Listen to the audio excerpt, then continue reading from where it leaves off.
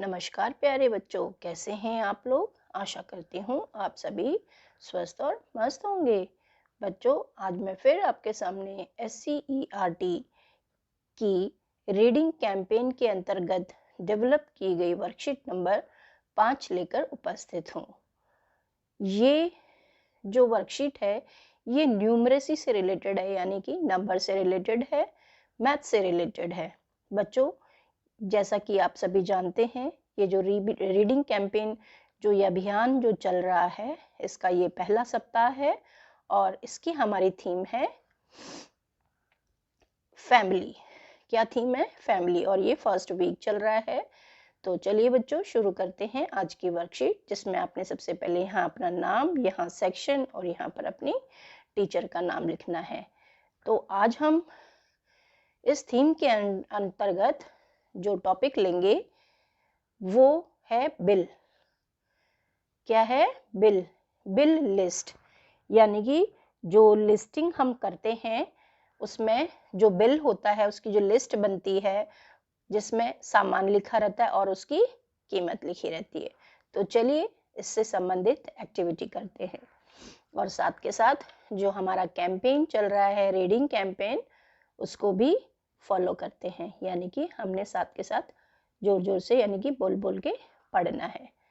सुहाना के पिताजी कुछ सामान खरीद कर लाए हैं।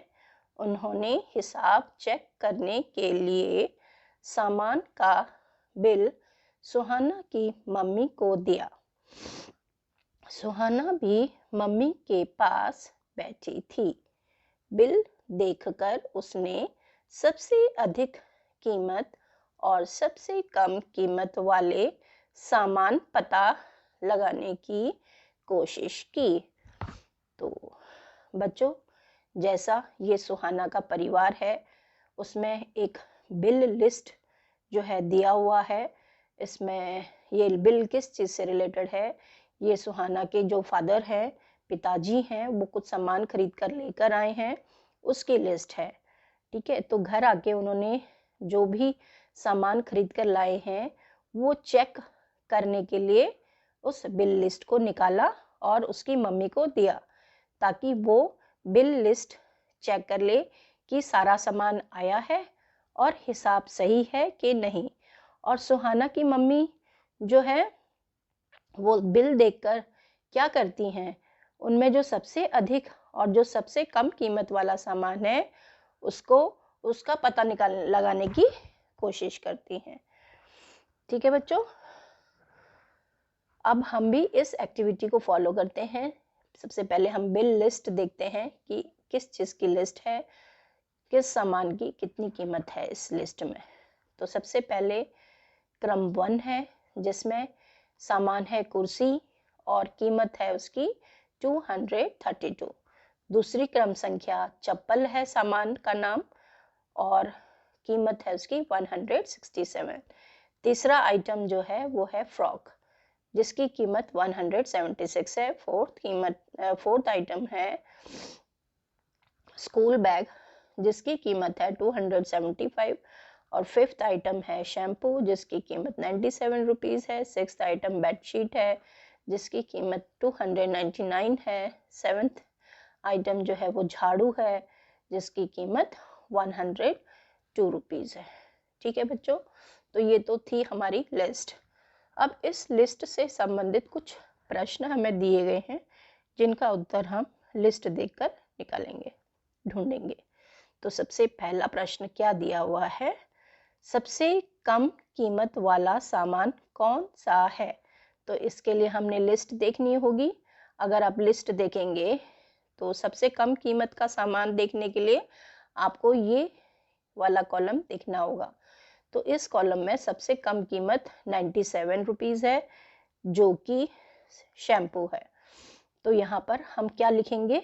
शैम्पू।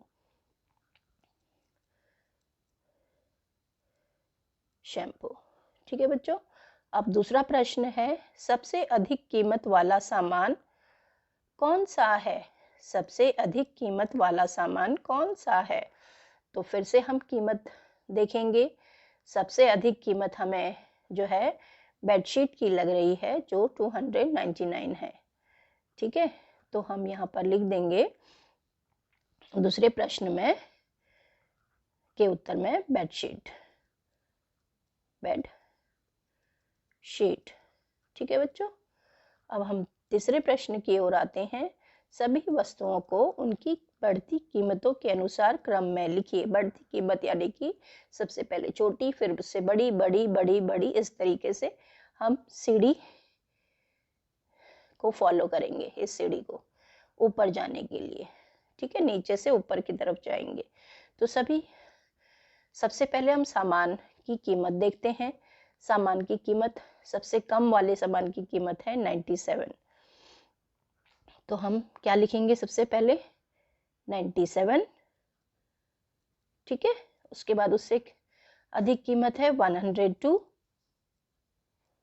फिर है 167, फिर है 176। ठीक है बच्चों, 176 हो गया। उसके बाद है हमारा 232, फिर 275, 232 हो गया, 275, देन 299। ये बढ़ते क्रम में हमने अपने नंबर्स यानी कि कीमतों को बढ़ते क्रम के अनुसार लिख दिया। अब हम बढ़ते हैं चौथे प्रश्न की ओर। ऐसी वस्तुओं के नाम लिखिए जिनकी कीमत 100 से ज़्यादा है और 200 से कम। तो उसके लिए फिर से हमें लिस्ट देखनी होगी कीमत की। 100 से ज़्यादा होनी चाहिए, कंडीशन हमें दिया है 100 से ज़्यादा और 200 से कम। तो 100 से ज़्यादा और 200 से कम ये है और ये है और ये है, यानी कि 100 से कम 102, 167 एंड 176। ठीक है बच्चों, तो वस्तुओं के नाम हमने लिखने थे। तो वस्तुओं के नाम क्या हैं? सबसे पहले झाड़ू, फिर लिखेंगे चप्पल, फिर लिखेंगे फ्रॉक। तो ये 3 जो है वस्तुओं के नाम हैं जो जिनकी कीमत 100 से अधिक है और 200 से कम है। तो इस तरीके से हमारी इस लिस्ट से संबंधित जो भी प्रश्न थे, पूछे गए थे, वो हमने पूरे कर लिए हैं।